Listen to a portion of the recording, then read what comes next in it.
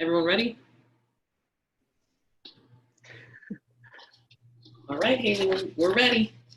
Okay. Well, we want to welcome everyone to our first webinar of Think Outside the Box. My name is Lizette Goodlow, and I am the co-founder of Behind the Whistle, which is an educational consulting agency that focuses on the holistic development of student athletes, coaches, which also provides information for parents, for anyone related to or contributing to the well-being of student athletes at the interscholastic level along with the collegiate level.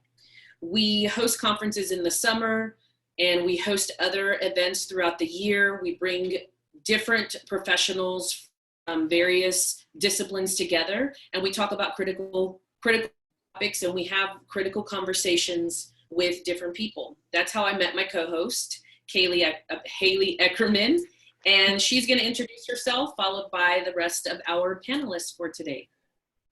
Hi, I'm Haley Eckerman. I am the assistant volleyball coach at Charleston State. I'm also the co-founder of Team Dream. Team Dream was put together for the Open Nationals, and we were the first all African-American team to compete and win in 2018. And I was able to meet Lizette through Behind the Whistle and have continued to come up with programs and different things and options. One of these being the webinar to focus on the volleyball side that a lot of people don't know, especially in the African-American community. So first we will have Janice, and Janice can introduce herself. Hey everybody, my name is Janice Presley. I am one of the directors of Willowbrook Volleyball Club located in Houston, Texas. I'm also in charge of all of our marketing and social media, all of that fun stuff, and also I'm our camp director. I've been working with club and collegiate athletes for a really long time. I'm not trying to think of how many years. It's probably been about 15 plus years that I've been working with student athletes around this age. So I'm happy to be here. Okay, up next we have Brianna Tolbert. Hello, I'm Brianna Tolbert. I am coming to you from Houston, Texas as well.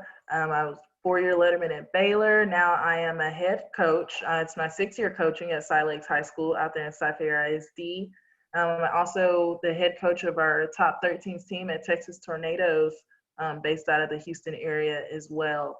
And I've been around the game since I was 15 years old, played, coached, mentored, anything you can think of.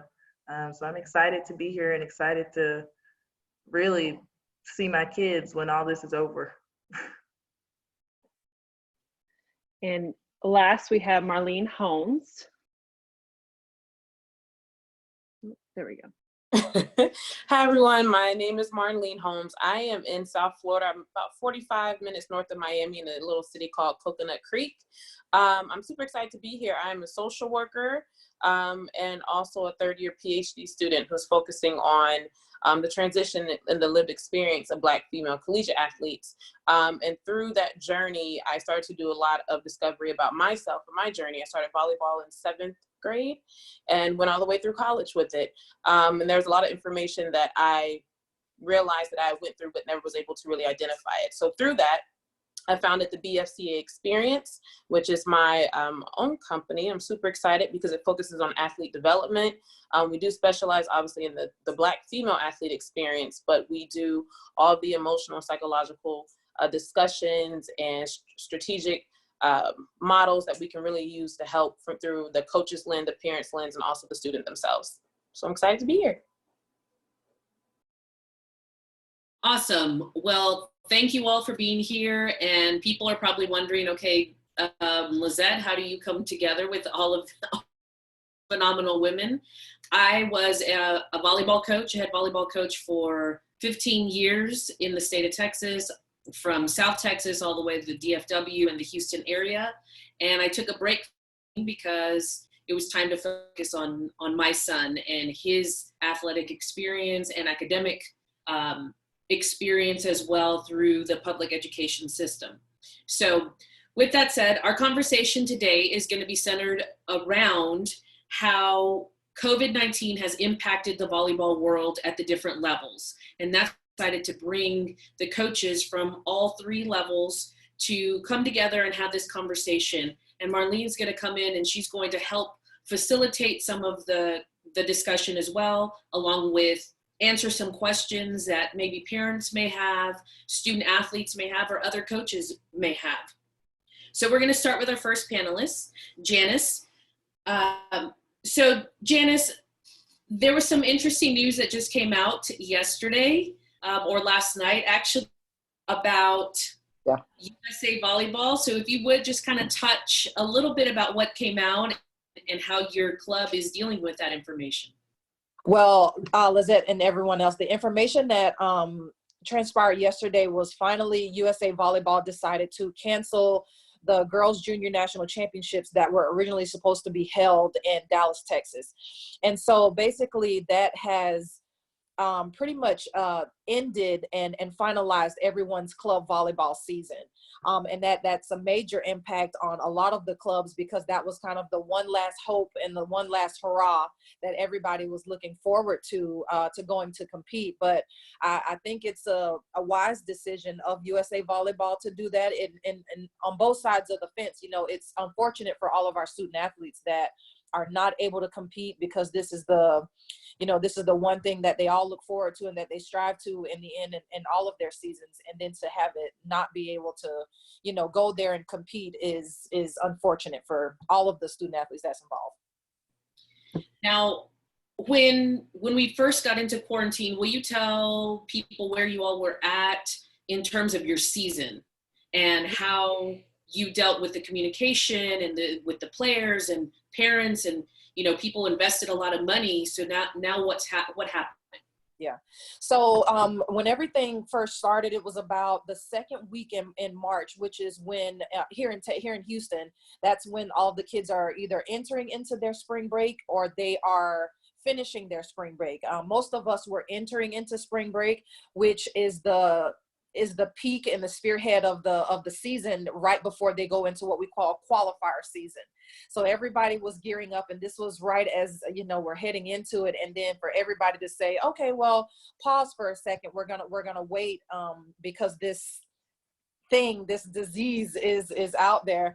And so once we stopped and realized, okay, we might have to take this a little more serious, is when, you know, everyone's concerns begin to rise. And so we continue to communicate with our club players, parents, coaches through it's an app called GroupMe, and of course through email. We were in constant communication, but our club always has our coaches start a GroupMe anyway, so that we can communicate to everyone the same way. So we had them create a GroupMe if they didn't already have one, and we sent all of the information out in that form, in that app that we use. So everything about our home tournaments that were canceled, the tournaments within the city that we were supposed to go to were canceled. Every ounce of information from what we were doing next, what's going on now, and how we're going to move forward was done through the GroupMe app. Now, what were some of the concerns that your players have? Can you talk a little bit about the, you know, especially the 18s and then, you know, your 17s, those are big groups. Yes, and it's funny you say that. I am our top 18s coach for this season. And so again, the main thing that everybody was concerned with is recruiting. And these people go, which, you know, if the shoe was on the other foot and I was a sophomore, junior, or senior, recruiting is the main thing that they're looking forward to. So a lot of them were very, very hopeful in thinking that, oh, okay, it'll blow over by March and we'll be back in April to still be able to get out for the college coaches to come visit them and see. but that's definitely not, obviously not the case. So with coaching 18s, I was making sure, especially because the season is so short, I was definitely making sure, and we made sure that all of our 18s teams were hounding all of the and Haley will probably laugh at this, we were making sure they were hounding all of the college coaches to say, I'll be at this tournament, make sure you come watch, especially because it's such a short season. So all of the qualifiers are kind of back to back. But for our 17-year-olds, so for the 21 class, they were looking forward to the qualifiers, and that's where they were supposed to get a lot of that attention.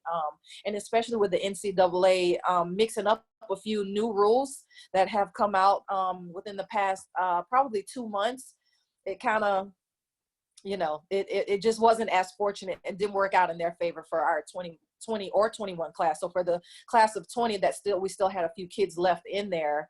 It was a little difficult to get them, but that's a part of the work that has to be done prior to you getting to that point, Yeah. That's a good point. Now, what about the support for coaches during this time, during this transition, in not only the more so the type of communication, what kinds of support were you providing for them, club-wise, for your coaches within the club? We made sure we stayed in contact with them, and we encouraged them to communicate with the kids that they were coaching. So us, kind of having their back and pushing them and encouraging them to communicate with their kids so that we all stayed as connected as possible. In terms of monetary support, that's one of the more uncomfortable types of conversations that none of us like to have, but again, it's one of those things where, okay, let's have it. But the monetary support was not there because, you get paid for the service that you actually provide, of you being at the tournament, of you being at the practices. And when those are no longer available, then, that takes away from it. But we are doing our best now to kind of fast forward now, where we're making up those practices so that those coaches can come back in and begin to pick up where they left off. So with that said, what are you all doing now, considering the governor has made some different statements, and then the UIL is about to put something out. So what does the club volleyball look like going forward for this summer, and then even in the fall? Yeah, our new normal looks still bright. We have encouraged all of our athletes that were our national teams. So we have had them come back. We're going to make up those practices because, to be very honest, the majority of what the parents pay for is the training.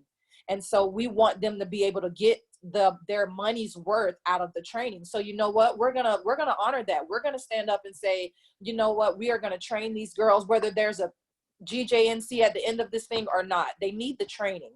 And so we're going to have those kids come back. So in compliance with the governor, the judge, and everybody else that's given us the information, we're definitely slowly having our teams come back. So we're staggering teams. We are definitely making sure, it's kind of like we're hypersensitive to making sure everything is very clean. Only allowing the players and the coaches to be in the facility, and not the parents, because in order for us to have the correct ratio of player to the correct social distance and everything like that, we can only allow to have just the players and the coaches in the gym. So we're excited to get them back in the gym. We're excited to start training them, and then that's going to help lead them into high school season and get them prepared for their high school tryouts with like Coach Bree's going to have, Well, thank you, Janice. If anyone has any questions for Janice, we are going to please pop them in the chat, and we're going to go ahead and move on to high school volleyball. And there's a blend for a lot of people here, especially here in Texas, the blend with club volleyball and high school volleyball. It's a good relationship for this part. A lot of high school coaches coach club volleyball, and for the longest time, I would coach the 12s because I wanted to coach my kids that were coming to me in my feeder pattern, and it helped because I was in a smaller community. So with that said, we're going to go ahead and talk to Coach Tolbert. Now, volleyball is supposed to start in the state of Texas normally on August 1st. Will you talk to us a little bit about what you all were doing maybe in the off season prior to this, and how you left your kids when we went into this quarantine? Hey, well, like I said, we're blessed enough to not be in season when all of this started. But however, just about every coach knows that off season is just as important, if not more important, than the actual season. And so it really has been a really damper on the season against high schools across the country as far as off season goes. When you're looking at the training that you want your kids to get at play club, they're not getting the play club right now, so they're kind of just stuck in limbo. Maybe a ball control in the driveway or in the house.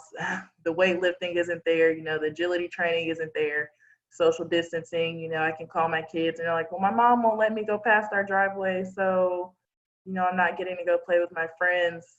And so it's been really, really different outlook on how the kids are going to transition from almost doing nothing to, if they play club, possibly, getting that training back if they're not on, say, a top team or a travel team, or and then how the summertime will go with the limitations that will come. Now, what kind of information have you given your student athletes during this time? Have you provided some sort of workout or suggested drills that they could potentially do by themselves? Even some of the strength and conditioning side of things, because I know this is a heavy time for the off season. It is. It's different. And again, with the workouts that I went through as a high school athlete, as a college athlete, even a little bit of learning from the pros, I really try to put an emphasis on that training and the lifting and so it's hard on me when I can't necessarily give that to my kids and share that information, share that experience with them. And they work hard in the off season. And so this has been those times where I've had my girls wake up at 9 a.m. 3 times out of the week. Even if we're not going to school, they're up and they don't complain and they work hard. We have a Zoom workout, and whether it's a HIIT workout, whether it's a strength training with weights, whatever it is, we have it 3 times a week. And then the girls are also expected to run a certain number of miles, and at the end of the week they send me a screenshot or they post in our Google Classroom the number of miles that they've run. And it's been great because, again, they've been working out with each other apart. Now, what information have you received from the UIL in regard to volleyball being able to start or potentially start in August, or anything that people need to know? I think all the coaches are in limbo right now. They haven't said that we won't. They haven't said that we will. So as of now, the dates are still tentative, and from here, we're just keeping pushing. We are having the summer workouts. Of course, the information just came out that we will begin to be able to work out together June 8th. Whether or not that will include touching a ball or whether it be just strength and conditioning, which is important. But when it comes to the kids, and some of these kids haven't touched a ball in 3 months and 4 months, and you get to August and you're looking at what is the season, and so that it does make me nervous. Our district will be meeting in the next couple of days, I believe next week, to give us a plan. But as far as touching a ball goes, the UIL still is, I think, trying to make that decision, and the coaches haven't received much information about it. Now, have you provided any sort of resources for your coaches to help them grow during this time? Maybe, volleyball clinics or seminar or whatever has been available. What have you provided for them? So my coaches, we have a kind of like a huge binder at school that I keep everything in, whether it be how to talk to your players, drills, learning different strength conditioning things. And so with the changes that have been going on, my coaches have been able to analyze that and look at it, but not apply it, which makes it a little bit difficult because then you're looking like, okay, will this work for this group of kids that I have, or will it work for a different group, or will it work for a short amount of time, or was it in for the long run? And so those are things that are hard to implement when you're away from the kids. And of course, looking at off season, volleyball is great, I personally think, because you get off season from mid-November through May.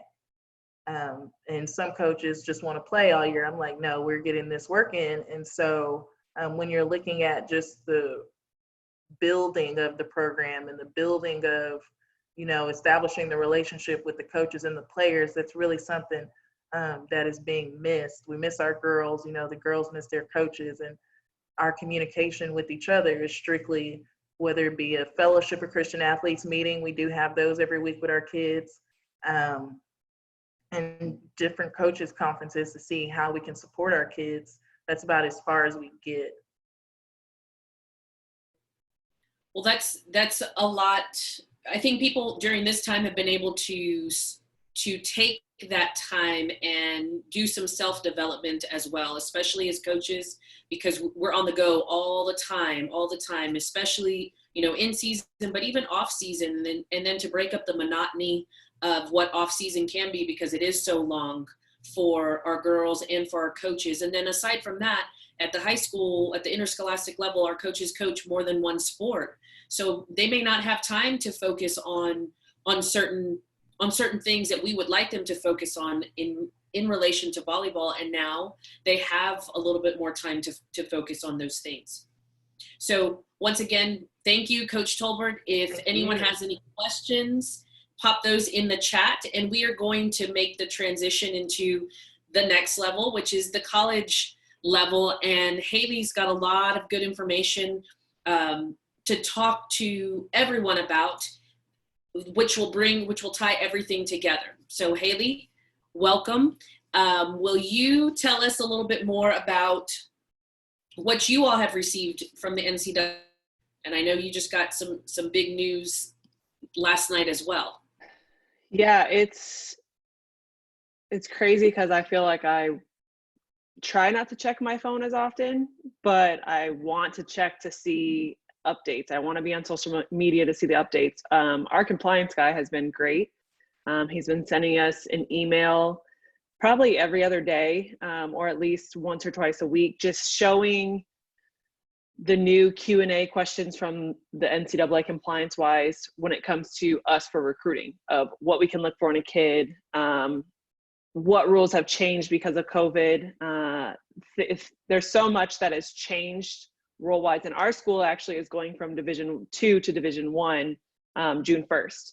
And so not only do you have coaches trying to adapt to those new Division I rules, we're all trying to adapt to this COVID rules, or, how does that play out? Are we allowed to do this on recruiting? Because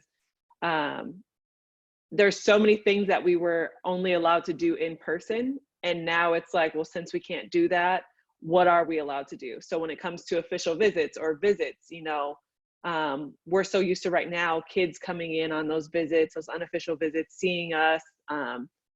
And now it's like, okay, well, we can do a virtual visit. But then it was, okay, what can we show? What can we not show? What can our kids do on social media? What are we allowed to do on social media?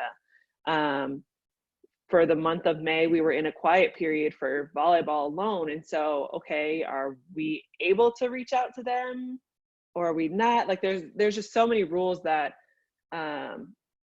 we've been having to pay attention to, and it makes it 20 times harder. But I think because we're all dealing with this, it makes it more kind of comfortable for us. Like we don't feel in as much of a panic because we're not just the only ones dealing with it. Every sport's going through it. As far as the new news, and it's still, NCAA is very confusing when they put out things. So they'll say June 1st through the 30th, NCAA has stopped this ban of coaches working with their kids, but it's basketball, football, and women's basketball. So then we're like, okay, well, volleyball season's about to start soon. So what about us? What can we do? What are we allowed to do? Right now, it looks like we will probably come back late July or early July just to get our kids situated if we're allowed to. Our girls every day are blowing up our phones asking, like, what's next? Are we going to do this? Should I, one of my kids asked, should I sign a lease for my apartment complex? And I said, you know what, at this point, you're better off when you come in the summer staying in the dorms, because that way you're not trapped into a lease if your apartment complex doesn't let you out of it, because they're not affected by this. They're not school. Anybody can live in those apartment complexes. So it's hard for us to answer our kids' questions when everything's changing so constantly. We're on a recruiting ban, and then we're not on the ban, and then we're on this. And so it's a day-by-day process of just trying to read into things. And the city that I'm in, Stephenville, our county only had, I think, 15, 20 cases maybe. So for us, we're a population of 20,000 people, but 65% of those are kids, are our students.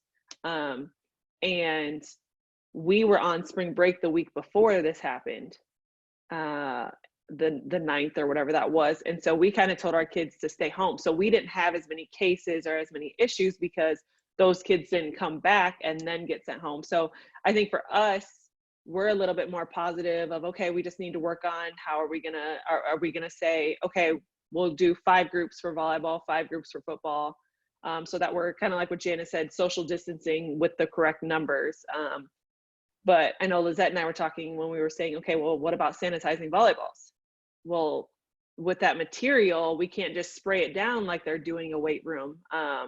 It'll ruin the ball. So we're trying to figure out all these ways. And we're even talking about, okay, well, say we wipe it down with a wet wipe or a Clorox wipe. Well, then we've got to take a dry wipe or a towel to then dry that off. And then we've got to change that towel. And so there's so many things that I think for us, it's a plus side that we aren't having to rush into it, but at the same time, we missed our whole spring season. So we're trying to figure out how to bring in freshmen and bring in those kids back that, again, haven't touched a volleyball. For my girls, I did not get to work with them at all. I got here the week they were on spring break. I got to see them once before in February, but I've been trying to create that relationship. So when it is go time, they feel comfortable with me. They know how I coach.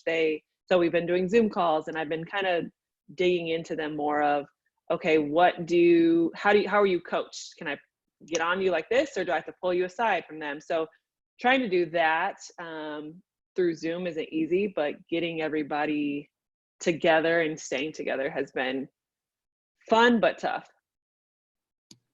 And what kind of direction or what kind of help, support have you gotten from your head coach? And, this is the transition for you as well, moving from one institution to this current institution during this whole time.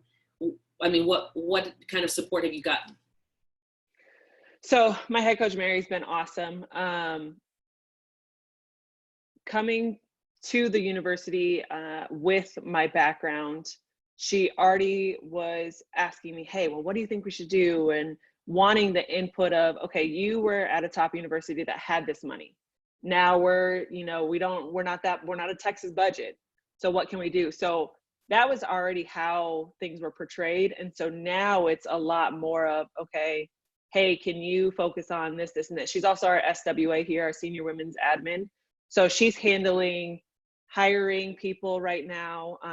With us moving to Division I, we've added another compliance person. We've added another academic person. The big APR issue coming out. So we're trying to make sure we hired an APR, academic progress rate. We've hired somebody to teach our coaches about that, because in Division II, that's not an issue. And as we see with SFA and all those schools, it's an issue. And so hiring all that. So I've kind of taken the side of recruiting, looking not only for 2020, 2021, but going forward too. So creating some kind of a Google Doc with links so that it makes it a little bit easier for her, saying, hey, this kid happened to email me. Let's put them on this list. And then also just checking in on the girls more, because I know that she's doing that, but I know too, with all this going on, if you don't continue to check in on your kids, there's so many you don't know how they think, and you don't know what home life is, and you don't know that. So just providing that extra support to them, since I mean, I, besides looking at recruiting videos, that's about all I can really do right now, and looking at past film and sitting with our girls. But that's kind of been my thing, is not fully talking about volleyball to them, but checking in on them, getting to know family, getting to know different things. You know, are you allergic to anything? Just kind of focusing on taking the athlete out of them, and figuring out the person that they are. Awesome. Well, thank you, Haley, for that information. And I'm sure, you know, things change, like you said, daily. Things will be coming out from the UIL, from USA Volleyball, from the NCAA, and all of these messages continuously affect not only the players, but the coaches as well. And I think Marlene, she's here to talk to us a little bit about some of the concerns that, you know, have been brought to the table. I know before we started our webinar, we were, you know, just talking some of the body image and issues that the girls we've started to see a little bit more. Can you talk to us a little bit more about that, Marlene? Absolutely. I want to kind of tie in where Haley left off. I think she hit some really important points in regards to focusing on the individual. We're trying to really dig into who they are personally as a person, and not so much the athlete. And I know we're having, you know, the drills and kind of getting prepared, keeping our body in shape, but we want to make sure that we're trying to do that mentally and emotionally as well. The same work that they're putting into their bodies, we got to do that for their mental health. And so with we're seeing high numbers of eating disorders, and in volleyball, there is a high percentage of athletes overall, but in women's sports particular, that do have high numbers of eating disorders. But a lot of studies show that it's underreported because they don't feel comfortable going to their coach or feel comfortable communicating and sharing that information in regards to playing time, losing their scholarship. And in regards to COVID-19, I was reading some articles yesterday that talks about after all this is done, they're saying that 1 out of 3 teenagers between the ages of 13 to 16 will come out with a depression diagnosis. And then 1 out of 8 will have a diagnosis of anxiety. And so those really are hand in hand. But what I would recommend for coaches, and also as an assistant for parents, is really tap in to kind of see who your player or who the child was, or who the young adult was prior to COVID-19. Were they someone that was kind of a little anxious, that their mood was often easily triggered by different situations? Because that'll let you kind of know, are they able to manage what is happening? And so there's a lot of terminology that we use. And so I've tried to simplify that in some of the workshops that I teach. I've used the model fight, flight, or freeze. And I got it from watching Red Table Talk. You know what that is? I love that show. And as they were talking, they were talking in regards to COVID-19 and how it's affecting households.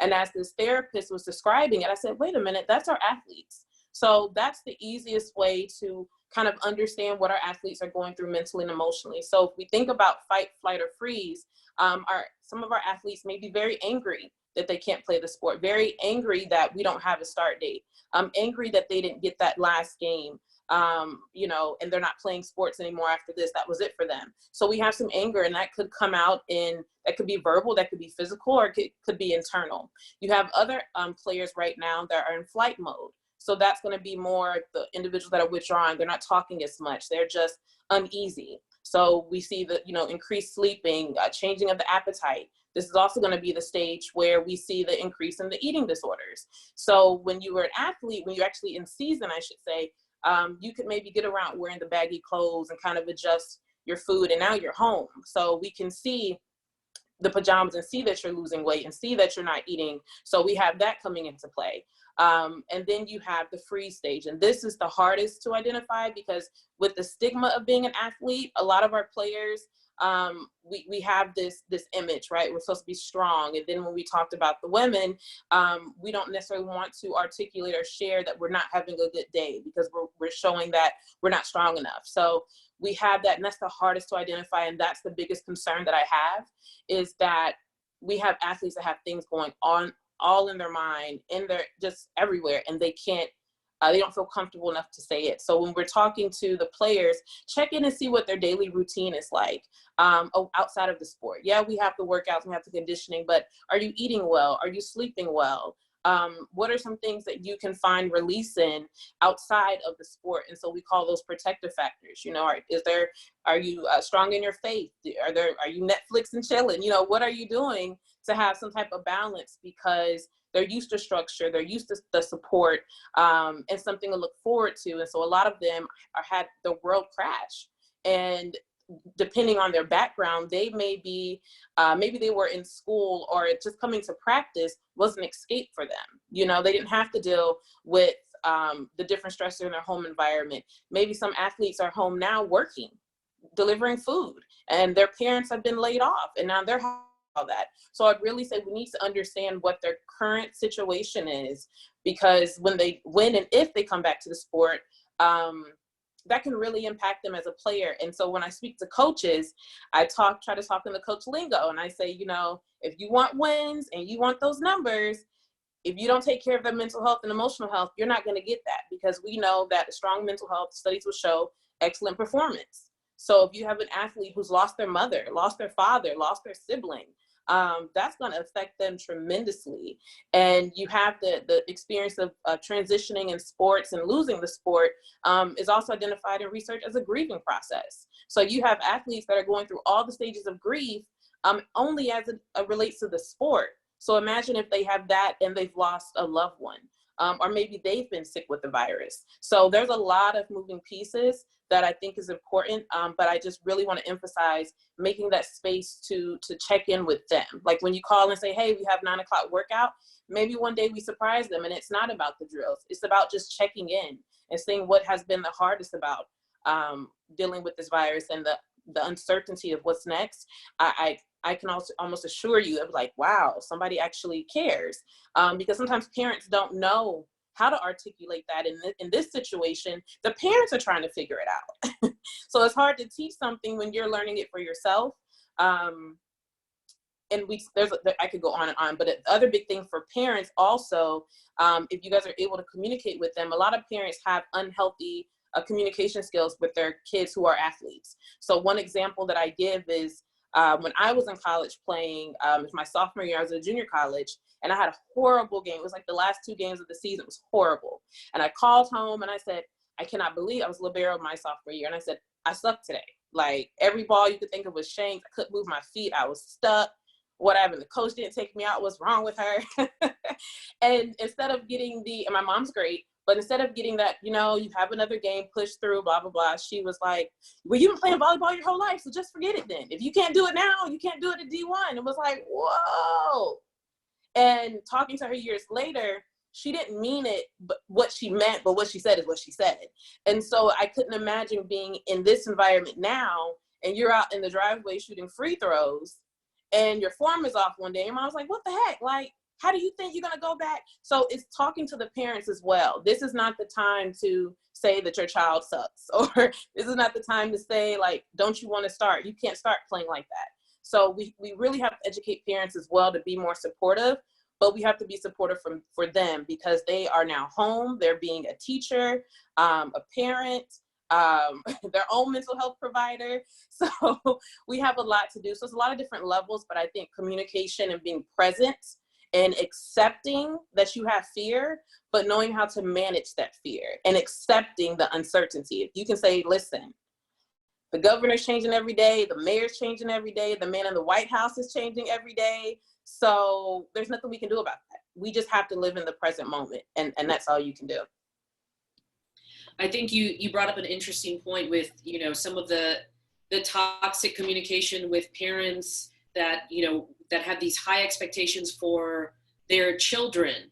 As we make that move back into actual play, it's almost like they're going to need a session for themselves to get back into the swing of things, because they're going to expect their child to be like they were before, and not fully understand that it's going to take time for them to physically get back into the swing of things and to mentally get back into the swing of things. And then that team cohesion as well Right. being a huge component. So I'm gonna have this. There's a question that was asked, and anyone feel free to answer. When it comes to supporting volleyball players, what suggestions do you all have for those of us who are men that do not work for the athletic department? And that came from Dr. Brandon Jones. So anyone feel free to answer that or address that. Sure, I'll start. In regards, so it sounds like you are, you work within the university or the body, but not necessarily directly associated with athletes.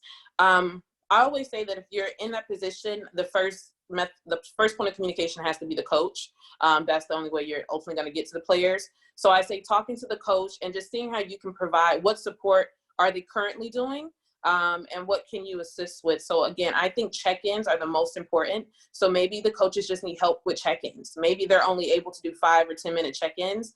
And for some of these kids, they may need more than that. So seeing what they can provide, if there's any resource in your community, there's a lot of therapy that now HIPAA laws have changed to where they can be offered cross states. So you can tap into that if there's anyone that does need some mental health support, you can provide that as well. And there's lots of workshops, that people need to be involved in. But I really think talking to the coach and figuring out what do they need help in and what are they doing for mental health. I think that's the starting point. I think too, I know we had at the previous school, so they just got a new head coach. But we had someone who worked for the rec center, who would come to practice, was around, kind of like how Dr. Jones is, knowing how he is with some of the student athletes. And one thing, I talked to my friend the other day, and he was saying, I know some of these athletes outside of this coach. And so not only are they adapting to this new coach, but I've become the person where I'm reaching out to them and not having to, like Marley said, going through the coach, because there's a different aspect, but being that person who's not in athletics and doesn't care about them as the athlete, they care about them as the person. And so I think if you have that connection with them, just reaching out, hey, how are you? If they're in that town, hey, do you need a meal? I know we have some athletes, we talked to someone from Rice the other day that some of those athletes can't go home because they're foreign international kids, or home just was not a good place for them to go, and the coaches knew that. But are their dining hall services open? Do they need laundry done? The simple things of those check-ins that I don't think we think about a lot. We're so used to, okay, well, these kids do it any other time, but okay, is the dining hall open? Is the laundry mat open for them? Do you want them even going out into that world of the laundry and the food services? Are they eating fast food all the time? Do they want a home cooked meal? Are they, even if it's sitting outside, calling them over and they sit outside in your driveway and you sit 6 feet apart, those simple things that I don't think we really think about when we think of the student and not the athlete. Right. And just from personal experience right now, where we have someone named Coach Derek Best, and he's not necessarily a coach for volleyball, but he's a spiritual coach to not only athletes in our community. He stretches across all of Northwest Houston, which if you're from Houston or anything about it, it's huge. Cy-Fair alone has hundreds of thousands of kids in our district. And so he's actually someone that works directly with my girls on my volleyball team and other teams as well. But for him, I would think that he would say for that support is he does check in with the coach, like Marlene stated, and whatever I need, he's there for it. He's going to ask about the environment of my team and the temperature of my team. How are they feeling? How are they feeling during season? How do they feel about the loss? How do they feel about in off season? How are they feeling about workouts? What's the coach? Are the people who are supposed to be leaders leading? And so he really digs into my mentality as a coach and helps me examine what I'm doing or what I'm not doing. And then from there, he also digs into our girls in the sense of, hey, I'm here for you. And so something that they may not be comfortable telling their parents, or even myself sometimes, they tell him as, oh, you don't have a Bible? I'll bring one by, social distance style, just drop it off. We don't have to hang out. And I've gotten texts from him from before, hey, your girl is feeling like this.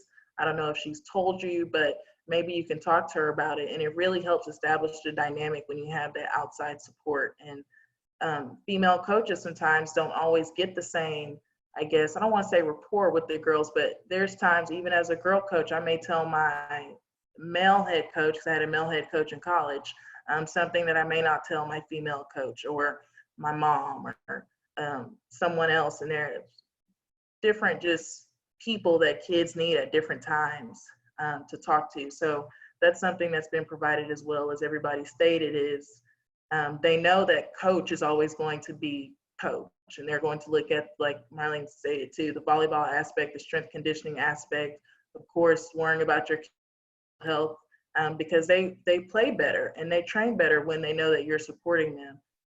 And so it helps to have that outside support as a coach to say, hey, you know what, my mentality as a coach may not be right for my kids. How can I change it up? And then that transcends down to them and checking in. So like we have weekly check-ins with our kids every single week on Wednesdays at 2 p.m.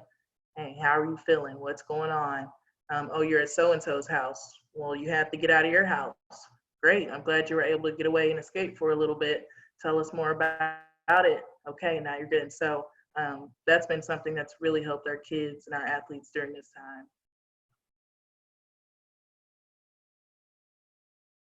I think that during this time, the multiple hats that coaches wear all have come to light. Now, coaches and teachers, and I think as parents, sometimes we forget, because I'm a parent as well, we forget all of the things that our teachers are doing or that our coaches are doing, and how important they are to our children and their well-being. So I think we've had some great discussion. We had a great question from Dr. Brandon Jones. But in regards to us moving forward, we have the different groups that are going to start coming together. What kind of support can we provide for coaches as they make these transitions back into live action? Because I know there's some of us that are going to go 100% full force going forward. And what is some advice that you can give to coaches that are going to need to take that step back and say, okay, we're going to need a break again? Can we talk about that a little bit? Yeah, I think the first thing that I do, that I recommend for the same that I do for parents would be for coaches, is self-awareness. I think coaches, you first need to self-reflect and examine what your experience has been with COVID. So outside of being a coach, what has it been like to be a mom homeschooling one kid or multiple kids? What has it been like to not physically being able to go to work and actually work, you know what I'm saying? Like you're at home and whatever that has looked like. So I think first seeing how you dealt with it. Did it trigger anxiety for you? Did you start flashing back to when you played and how you would feel in this moment? And it takes you different places. So I think self-reflection is going to be first. I think that the next step for the coaches is to have some separate meetings with your coaching staff, which many of you will already do, but examine the experience of your coaching staff and see where everybody is, where their head is at, what they're doing, what they have to do after they leave your meeting, like what, because you still have, some of us have kids not at school, so we're having to leave our players and get them together, then go home and maintain home life. So there's still stresses going on. So I think that would be the biggest check-in. In regards to the support, I really hope that if you are in a university, that athletic directors are creating a space for you guys as well, because that's going to be needed. You need the support in that structure from the college or from the university, for high school, for club teams, the powers that be. I hope the same is happening for that as well. And if not, I guess that's a social worker in me, advocate and make sure that space is created. And speaking though in that terminology, if my head's not right, I can't give it to the players, and we're not going to produce the numbers and the wins that we need to.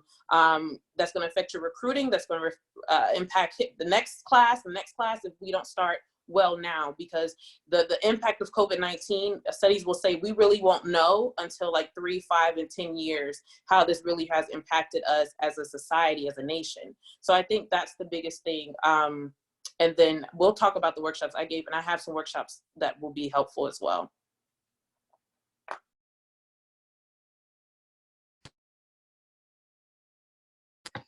I think it's, can you guys hear me? I'm sorry. I think it's important to reiterate to our coaches to ease their way and ease the kids back into everything. Like you said, everybody is going to be excited to get back into the gyms that they belong to and back into the team setting. But it's really important to overemphasize kind of the basics. You know, we want to be more injury preventative rather than just going out there and just going ham because they're excited to be there. Like we have to be very conscious about how we go about incorporating our lives back with volleyball, but again, reinforcing it to our coaches that go out to coach the kids. Start with, of course, we're such competitive people, you know, in our respective ways, but you can have fun and be competitive, and you can have fun and make sure that the focus is a certain thing for this particular practice, and then we move on to the next thing and the next and the next. But to make sure the priority is injury prevention, basic mechanical movements with a ball, and have fun, enjoy the moment. We didn't know that we weren't going to be able to, you know, live our everyday lives how we had been living them. So this is in hindsight, is like it was a blessing in disguise to be able to go back and say, you know what, I'm thankful that I'm able to be healthy and be back in here. You know, it's a blessing. So encouraging our coaching staff to give that to our players and keep everybody in a thankful mindset, I think is going to be key. I think something too, realizing that we're all in this and being comfortable with and that's part of the reason why Lizette and I did this too, is creating a space that we can feel comfortable enough to talk to our coworkers or our colleagues in the volleyball world, in the coaching world, in the teaching world, to be willing to talk about what you went through before we get back out there. And you guys will get to hear in a couple of weeks, one of our webinars is we all have to reboot and restart our brain and our body and our soul. And I think that that's going to be the biggest thing, is how do we adjust to the new norm, but allow ourselves to, like Janice said, kind of slowly getting into it, but being okay with continuing to have the conversation of how this is affecting you after. I think a lot of us are going to be like, okay, it's done, COVID's over, we're done with that conversation. But like it was brought up, this is going to last us for a couple of years. We're not going to notice how much it affects us until later on. And so I think being okay with 6 months later talking about, like, man, that still is bothering me. You know, I was sitting, this part of me still bothered me, or this part of me still caused me to have an emotional breakdown or a mental breakdown. Being okay with talking about it later on after the fact.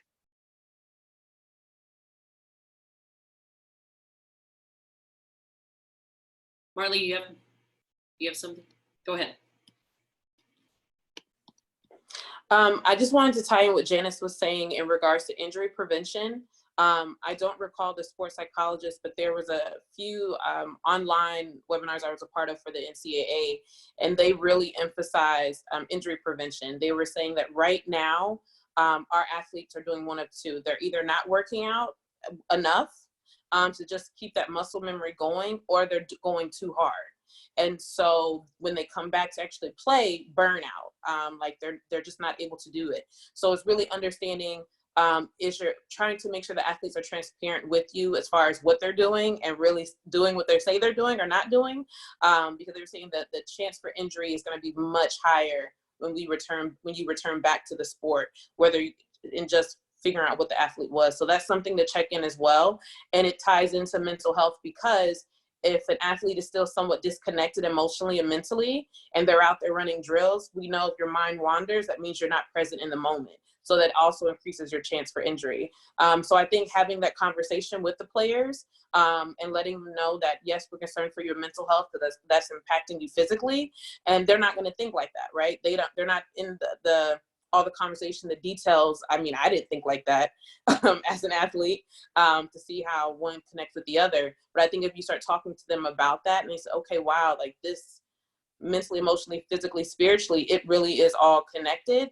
I think that will also help some of the rapport with the players and the coaches, because you don't want anyone to get hurt. Injuries already are high, especially in volleyball, as we know. But I think that's going to be helpful too. Well, we are going to wrap this up. We are at the end of our hour. Thank you to all of our panelists that were here. Thank you to everyone that joined us today. We are so blessed to be a part of a community that is so concerned and compassionate about our volleyball players, our student athletes.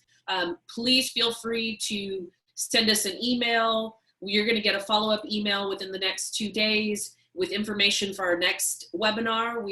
This is one of 4. The next one is going to be with professional volleyball players and some current players or graduates or graduates. So please check us out on that next one, which is on June 4th. It's at the same time, 7 p.m.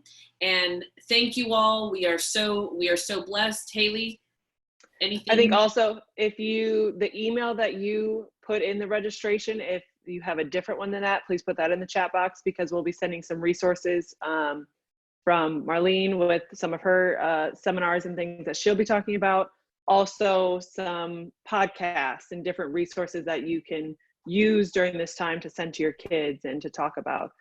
So if you don't have the right email address or you want to use a different one, please put that in there. And thank you all. Thank you all. Thanks, everyone.